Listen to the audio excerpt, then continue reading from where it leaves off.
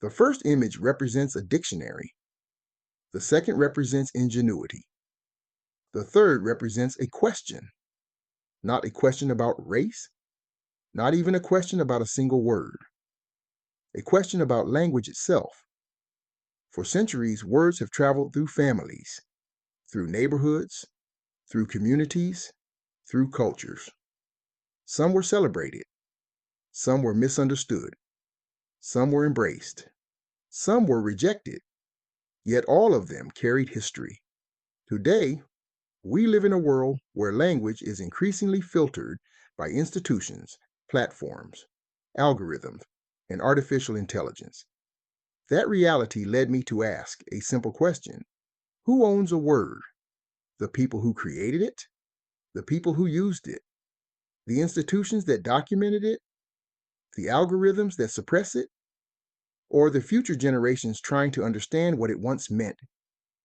The first image represents the Web Dictionary, an attempt to document language, concepts, and ideas using decentralized tools.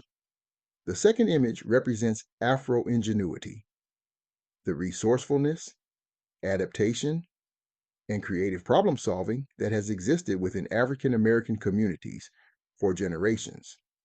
The third image represents a controversy, not because of the image itself, but because of the questions it raises. Should difficult words disappear entirely? Or should they remain available for study, discussion, and understanding? Words have histories. Some histories are noble. Some histories are painful. Some histories are both. When a word disappears from common use, we must ask ourselves, are we eliminating harm? Are we eliminating history? Or are we eliminating both? For centuries, dictionaries, publishers, universities, media organizations, and governments served as the primary custodians of language. Today, decentralized systems offer another possibility. Communities can document their own language, preserve their own histories, provide their own context. This does not mean every word should be celebrated, nor does it mean every word should be repeated.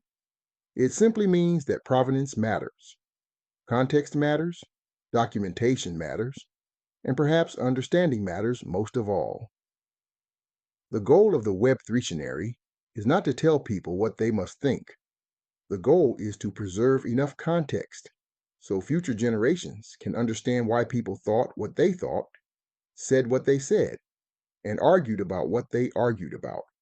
Because once a word disappears completely, the debate surrounding that word often disappears with it. The question then becomes, who decides what is remembered and who decides what is forgotten?